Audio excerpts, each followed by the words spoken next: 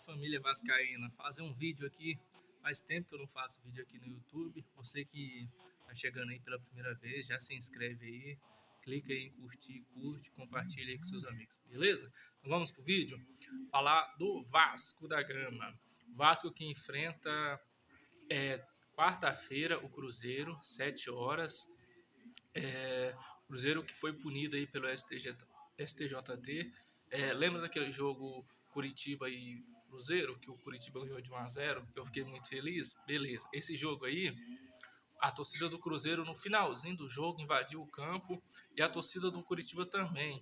Então as duas torcidas foram punidas aí pelo STJD preventivamente, né? A punição não foi dada ainda, mas de cara eles vão ter aí o Brasileirão, o Campeonato Brasileiro, essa parte final, esses últimos 5 jogos aí, sem torcida. E o Vasco vai se beneficiar disso, porque o Vasco vai enfrentar o Cruzeiro lá na quarta-feira sem a torcida. Isso é bom ou ruim? Bom, por um lado a torcida poderia vaiar o time, né? O time poderia ficar nervoso. Por outro lado, eles vão jogar soltos, né? Sem a pressão da torcida.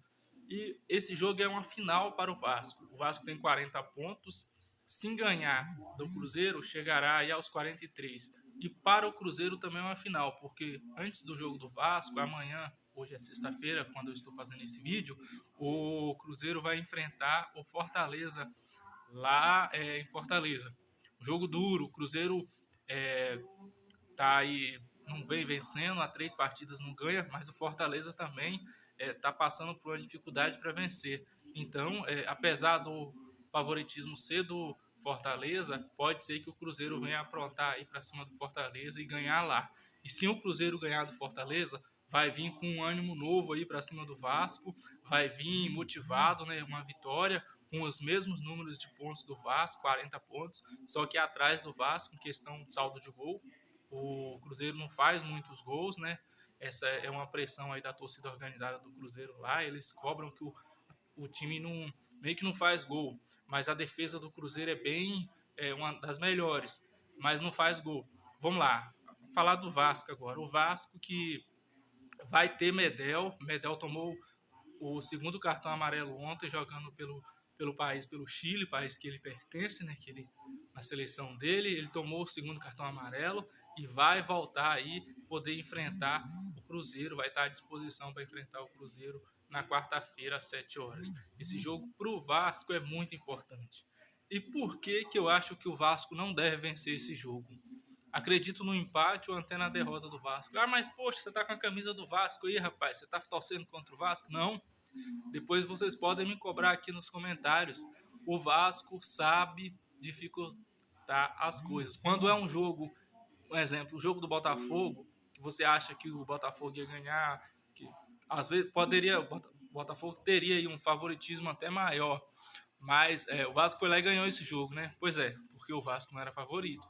Imagine o Cruzeiro vindo de uma derrota aí, tomara que venha, né? Vamos ver, contra o Fortaleza amanhã, chegando derrotado, vindo de viagem lá de Fortaleza para enfrentar um Vasco descansado. Teve aí 2 semanas para descansar. Jogadores como Marlon Gomes voltando, Medel voltando da seleção, Gabriel Peck à disposição. Verrete no dia 21 vai ser julgado pelo STJD. Tomara que ele seja absolvido. Se ele não for absolvido, ele pode pegar aí até mais de 4 jogos aí, e aí desfalcar, né? Ser um desfalque muito importante para o Vasco aí. E se ele realmente for punido, vai prejudicar muito o Vasco da Gama, coisas que só acontecem ao Vasco. Você vê que o Cruzeiro e o Curitiba fizeram aí, invadiram o campo, né? As 2 torcidas brigaram dentro do campo e até agora o STJD não tomou uma decisão final. O que aconteceu foi o seguinte: como eles não tomaram uma decisão ainda, uma coisa já é certa, eles já decidiram que nem Curitiba e nem Cruzeiro vão jogar com o apoio da torcida até eles tomarem a decisão sobre o que fazer, sobre o que aconteceu das 2 torcidas invadirem o campo e se degladiarem lá dentro. Voltando aqui para o Vasco só depende dele, porque se ele ganhar do Cruzeiro, ele vai aos 43 pontos, e aí só vem pedreira, meu amigo, minha amiga vascaína. Depois ele enfrenta o Atlético Paranaense fora de casa, ele nunca ganhou lá. Depois ele pega o Corinthians em São Januário, também nunca ganhou do Corinthians em São Januário. E vem, é um retrospecto muito ruim, vai enfrentar o Grêmio lá, na Arena do Grêmio, onde o Grêmio dificilmente perde lá, tá? Até então, acho que só perdeu 2 partidas lá. O Grêmio é muito forte em casa, é um time caseiro. E o time que está na terceira posição do Campeonato Brasileiro provavelmente vai vir com tudo contra o Vasco, está brigando pelo título ou quer uma vaga na Libertadores. E o último jogo do Vasco é o Red Bull Bragantino, terceiro colocado aí, atrás do Botafogo, né? Primeiro é o Palmeiras, segundo o Botafogo, e o Bragantino atrás aí do... Ou atrás do...